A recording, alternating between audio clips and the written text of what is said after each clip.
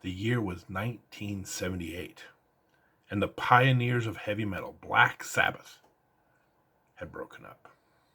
Lead singer Ozzy Osbourne, one of the most beloved frontmen in the history of heavy metal, was shown the door. But Ozzy came back with a fury and launched a successful solo career that's still going to this day, 40 some odd years later. But what happened to Sabbath? Well, they too were reforged to be a little darker, to be a little heavier, and be a whole lot more evil. Put down those peace signs. Throw up the horns.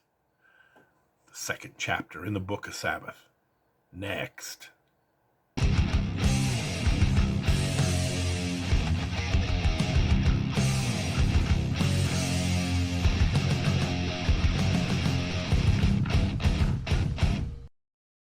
Welcome, metal enthusiasts, to another episode of The Metal Dude Abides.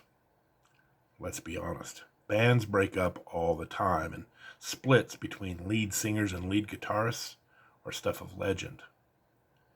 Now, three things can happen after the breakup. Two of them are very common. The first, one band does great, while the other band is either mediocre or may slip into obscurity altogether. The George Michael effect, if you will. The second, and probably the most common, is the band breaks up, both give it a try for a while, but neither one of them ever quite captures the magic that they had when they were together. And after some, dragging of feet, they all show up a few years later and try to recapture the magic because both bands couldn't do it on their own. But every great once in a while, this is the unicorn. This is the rarity. Every great once in a while, a band splits up, and the two sides both excel and actually become at least equal to, if not surpassing, the original. This is one of those cases. Because as Sabbath is breaking up, one of the greatest bands of all time, Ozzy's going to go off and do his solo. Sabbath is going to go off and do their new thing. And in the next couple of years, they're going to produce 4 Hall of Fame-worthy albums. We talked about The Blizzard of Oz last week, Diary of a Madman, Mob Rules, and our album spotlight this week, Heaven and Hell. Now, obviously, Sabbath needs a new singer, and they're in luck. Because Rainbow's having problems of their own. You see, Ritchie Blackmore has decided to take Rainbow in a more commercial direction. Play more love songs. He's come up with the band and he wants to do a Russ Ballard song by the name of Since You've Been Gone. And a brash young singer by the name of Ronnie James Dio is having none of it. You see, Dio doesn't want to play love songs. He wants to sing about dragons, and knights, and all the medieval majesty of his of the power metal genre. So, Dio, much like Ozzy, is on the unemployment line. Insert matchmaker here. Sharon Arden, yes, that Sharon Arden, the soon-to-be Mrs. Ozzy Osbourne, suggests to Sabbath maybe you ought to try this singer Ronnie James Dio. And after a chance meeting on the Hollywood Strip, they get together. Now, many of you may not know this. Most of the music and the lyrics of the Black Sabbath songs back in that era were written by Geezer Butler, almost entirety. And so he'd been writing a song by the name of Children of the Sea. So, after meeting up with Dio, they all got in the studio, and they said, hey, Ronnie, what can you do with this song? Here, we've been kicking around this Children of the Sea song for a while. Let's see what we can do. Dio took it for a test run, came out, and let's just say Ronnie passed the test. He aced his audition. The magic was undeniable. Black Sabbath was going to go on to record one of the greatest albums of all time, and in my humble opinion, the greatest Black Sabbath album. Now, there are some purists out there who say, whoa, metal dude, nothing tops the original Ozzy Sabbath. you might need a little bit more convincing. So let's go through this album track by track and see if I can pull you over to my side of the argument.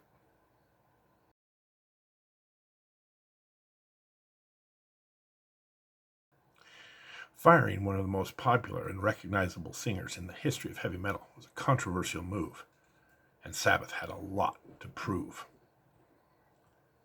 And as wonderfully depicted in the movie Dreamers Never Die, a Dio autobiography, they knew they had to come out with a scorcher. This was going to be the song that reintroduced Sabbath. And they start with this bad boy right here, Neon Nights, one of my favorite heavy metal songs of all time, and one of the great Sabbath album openers. There was a lot of skeptics who said, I will never listen to Black Sabbath without Ozzy. Ozzy had a lot of very loyal fans. And so to this day, I think there are people that have never given this album a chance. But for those who did, this song started melting that skepticism right away. The minute that needle hit that album, this baby was a scorcher. And all of a sudden, you realize that Sabbath was back and better than ever. This song really fits in as well for that 1980 new wave of British heavy metal sound. Very fast, very heavy. What a way to reintroduce yourselves to the fans and start to melt that skepticism. One of my favorite songs of all time, Neon Nights.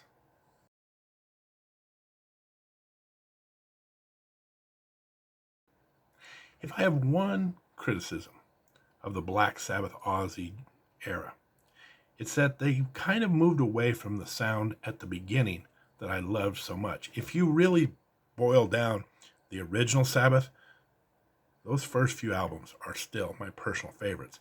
And the reason is they were really doomy. Children of the Sea changes the entire tempo of the album, while Neon Nights was more new wave British heavy metal, heavy, fast. This kind of returns to the Black Sabbath roots. Slow, doomy, just so heavy, slow, methodical, with a great crescendo. This is the song, folks, that I fell in love with Ronnie James Dio's voice right here. Our second track, Children of the Sea.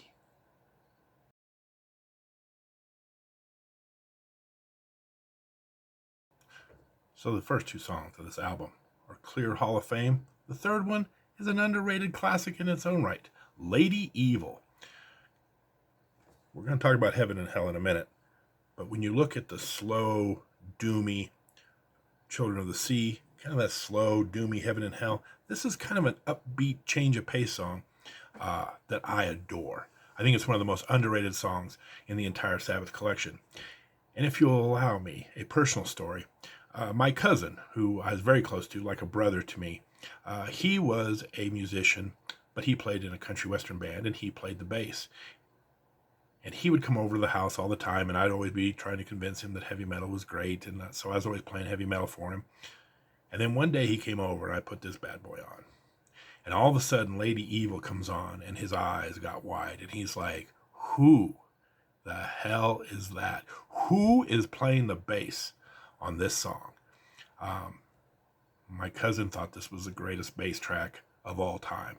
He loved it. And from that point on, every time he'd come over to the house, I'd try to sell him on some heavy metal. He'd say, no, man, put on some Geezer Butler. That's my boy. The bass track on this song is unbelievable.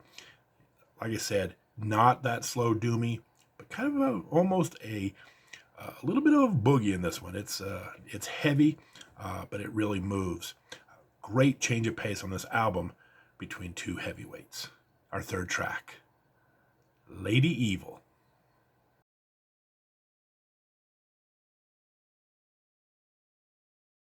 The fourth track, and the song that closes out side A, is the legendary title track, Heaven and Hell. Most people, when you ask them about this era of Black Sabbath, point to this song in particular. And Ronnie James Dio himself said this was the greatest song that he'd ever been a part of. And who am I to argue with Ronnie James Dio? This is a great track. It has kind of three parts. It kind of has a mid-range beginning, again, back to that kind of slow, dirgy. Then it builds to a furious crescendo, and then it trails off with this beautiful instrumental by Tony Iommi, kind of an acoustic way to go out. Just beautiful, like classical type of song. And I talked about Geezer Butler on the last one. He's killing it on this song as well. You know, one of the things people will ask me about this era of Black Sabbath is they'll say, so basically what you're saying is you like Dio singing better than Ozzy's. Yes, that is true. But that's not necessarily why I like this era of Sabbath better than I liked, especially the last few albums Sabbath was doing. I like this era of Sabbath for Dio singing, but also Tony Iommi and Geezer Butler. Back to what I was saying, they had something to prove. They knew that by getting rid of Ozzy, who was the face of Sabbath, let's face it, when you're the lead singer of a band, people gravitate to you. Tony Iommi and Geezer Butler were kind of those guys in the background, as wonderful as they are, right? If you listen to Geezer Butler's bass playing on this album from start to finish, Tony Iommi's guitar from start to finish, you're going to be amazed. I think this is why I like this album the best. They absolutely kill it. I heard a critic the other day on the internet, one of the most famous, and he's a big fan of Sabbath, talking about how it's almost distracting. The bass is so heavy on this album, but it's one of the reasons I love it. Great job on the mix, and great job, Geezer Butler. This is a classic. Many consider it their best. Heaven and Hell.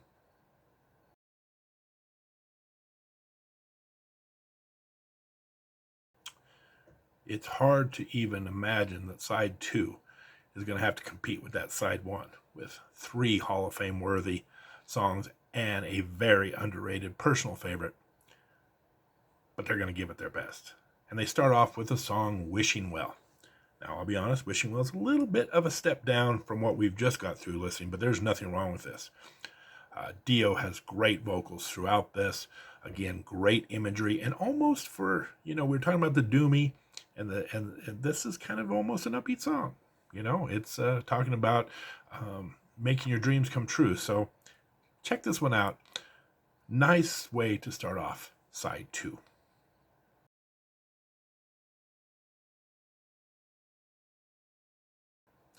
Back to the Hall of Fame level songs, and maybe the best song on the entire album, Die Young. You know what I was always amazed by is the heavy metal community was a little slow to understand the impact of videos. But Black Sabbath did make 2 videos to promote this album. One, Neon Nights, we talked about what a great song that was, and this one, Die Young. And yet, I don't believe I ever saw these videos on MTV. I'm not sure what happened here, whether Black Sabbath had signed to another video service, some exclusive content. I know at that time USA had their own kind of version. Canada had their own version of MTV. And so I don't know what was going on here, but for whatever reason, I, even through all the years of Headbangers Ball, never saw these videos. Caught them much later when you could get on the internet and see them for yourselves. And what a difference it was make. This song had hit written all over it. Tony Iommi has some of the greatest guitar playing of his career right here on this song. The drummer, Bill Ward. We haven't had a chance to talk about Bill Ward. And I feel sorry for Bill Ward. This is a really tumultuous time for him. We didn't talk about it a lot, but when Black Sabbath breaks up, Tony Iommi, who's kind of the leader of the pack, tells Bill Ward, Ozzy's best friend, you go tell him. And it was such a traumatic event for Bill Ward that he doesn't even get off this Heaven and Hell tour before his drinking and the guilt of having to have fired his best friend did him in, and he had to leave the band. But you listen to his drums on this, you listen to Tony Iommi's guitar on this, oh my goodness. And some of my favorite lyrics. To be locked away, life's fantasy, to be locked away, but still to think you're free. This song is a banger. Dio's voice is great. He goes into kind of this softer falsetto type voice, and then they kick in. If you haven't heard Die Young, I think this might. Everybody talks about Heaven and Hell, and it's a great song. But if you want a real banger, back to that kind of heavy, fast, lots of tempo changes, try this bad boy on for size. Da Young might be your new favorite.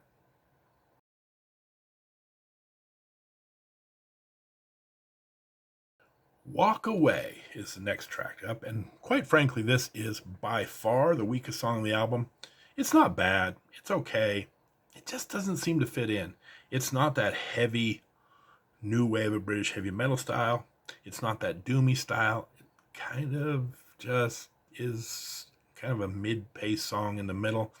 And again, talking about, breaking up and not getting into a long-term relationship just doesn't seem to fit the imagery that we've had in songs like Heaven and Hell and Neon Nights. This is not, it's not, again, not a bad song, but definitely the worst song on the album.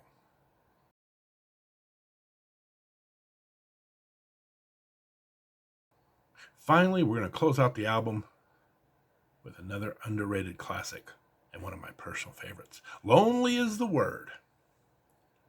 Now, if you needed any more convincing that Tony Iommi was in prime form, he's just showing off at this point, go check out this song. It starts with one of the heaviest, crunchiest riffs in the entirety of Tony Iommi's collection, and that's saying a lot. This dude is the master of heavy riffs. Think Children of the Grave, think Sabbath, Bloody Sabbath. He's got some real iconic riffs. This one's right up there. So heavy. I love it. And then the song itself is very good. Very doomy, very dark. Back to, again, the roots of Sabbath. And then Tony Iommi just says, I'll take it from here, boys, and just takes the album out with an epic guitar solo. Tony Iommi himself has said this right here is one of his favorite instrumentals of all time. So again, I'm not going to argue with Dio, who says Heaven and Hell is the best. Tony Iommi says this one right here, Lonely is a Word, one of his best. Ooh. This is the only album that's going to feature the original 3 plus Dio. It's one of my favorite lineups of Sabbath. And again, I know that there are Aussie purists out there that need a lot of convincing. Give this album a try, and I think you will come to the same conclusion I have, that at the very least, it is one of the greatest Sabbath albums of all time. And maybe you're coming around to my way of thinking that it is the absolute top of the mountain.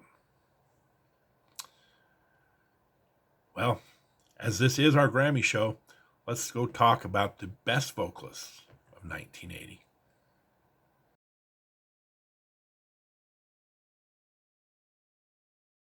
All right, let's get this thing started.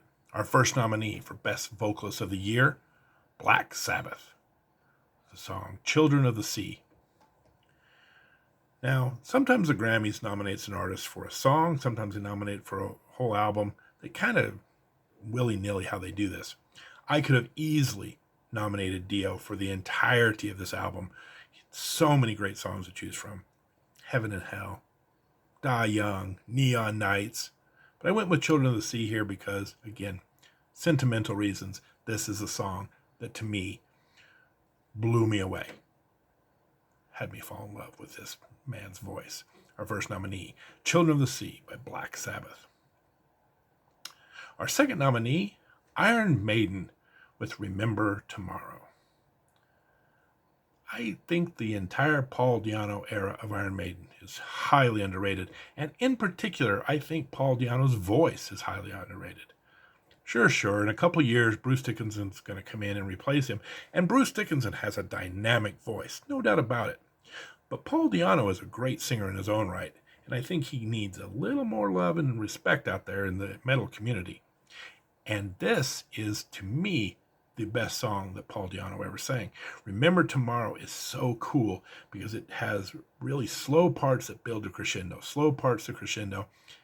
and Paul just goes up the ladder every time and nails it. Our second nominee, Remember Tomorrow by Iron Maiden. Step aside, everybody. Our third nominee, the two-time defending champion, Judas Priest with a song called The Rage. Rob Halford has won this award the last 2 years, going for his 3rd straight championship. Now, if you've been watching this channel, you'll know only one person has ever won this award 3 times in a row. That was Robert Plant back in the late 60s and early 70s. Rob is going for that this year. Last year, he won with Victim of Changes, in my humble opinion, the greatest vocal performance by Rob Halford. But here, don't sleep on The Rage. This may be my 2nd favorite Rob Halford song of all time. It's that good. The competition's stiff, but Halford's not going to give up his title easily. Our 3rd nominee, The Rage by Judas Priest. Our 4th nominee, Animal Magnetism by the Scorpions. I kind of feel sorry for Klaus Meine because he is putting out so many great vocal songs, and yet he's also going up in an era with Ronnie James Dio and Rob Halford also putting out really great songs. But this song's a little bit different for both Klaus and the Scorpions. A little heavier, a little darker, somewhat maniacal at times. This is a change of pace. Maybe this is the magic to finally get Klaus into the winner's circle.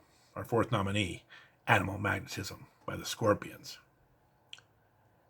And our 5th and final nominee, a familiar face, Whitesnake with the song Fool for Your Loving. David Coverdale has been in this category before. You'll remember that he was part of the great 2nd Mach 3 version of Deep Purple and has taken home this award a couple times. So no slouch here. Now you might be thinking to yourself, Fool for Your Lovin', I'm having some sort of a deja vu moment. And you are. This is kind of a dead era for Whitesnake. David Coverdale, very popular in Deep Purple, and Whitesnake in just a couple of years is going to explode to be one of the biggest bands in the world. But right now they're kind of an underrated, kind of underground band. And they love this song, Fool for Your Loving, so much that the record company said, now that you're popular, now that you're on the charts, bring this song back. So this song also appears right after the big Whitesnake album. Their follow-up, Slip of the Tongue, this was their lead single. This is originally written to celebrate the demise of David Coverdale's first marriage. But when this bad boy gets put back out there, it's in celebration of Tawny Kitaen. They were still a couple then, so kind of an ironic twist. Our 5th and final nominee, Fool for Your Lovin', Whitesnake. And the winner is...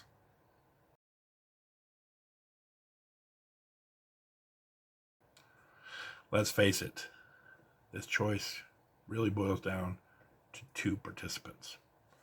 On one hand, my favorite heavy metal vocalist of all time, the song I fell in love with, Ronnie James Dio, Black Sabbath, Children of the Sea.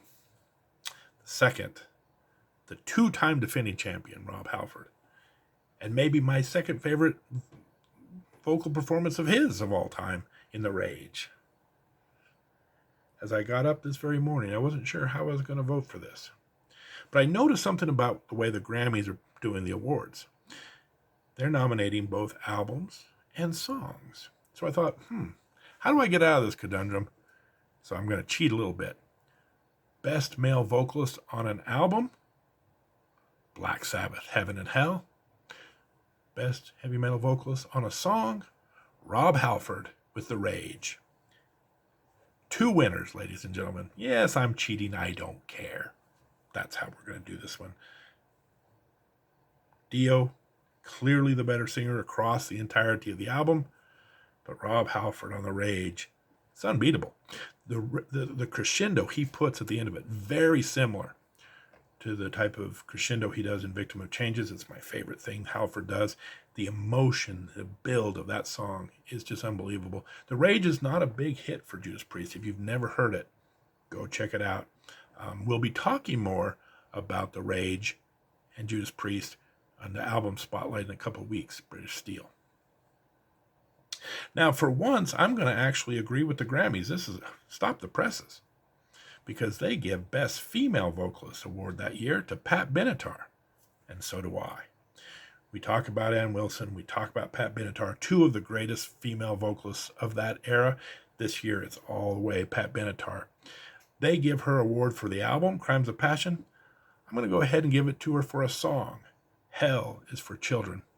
Pat Benatar kind of goes in a little bit of a commercial direction after this, but if you want to go back and listen to some really great rock and roll, come back to this album, Crimes of Passion. It is amazing. Also that year, the Grammys gave Best Male Vocalist to Billy Joel for Glass Houses. Again, I have nothing bad to say about Billy Joel. I own this album.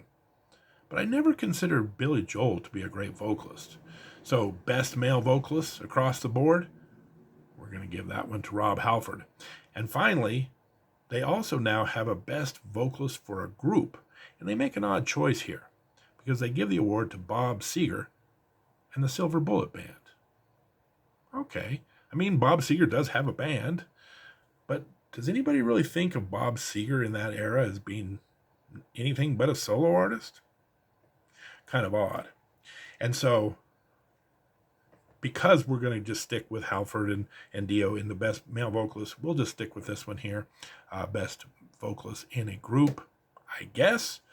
Bob Seger with a beautiful song, Against the Wind.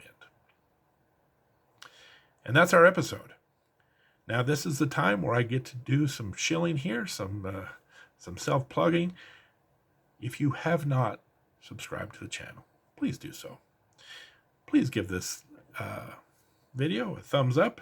Subscribe to the channel. You don't want to miss future content. We're going through the 80s.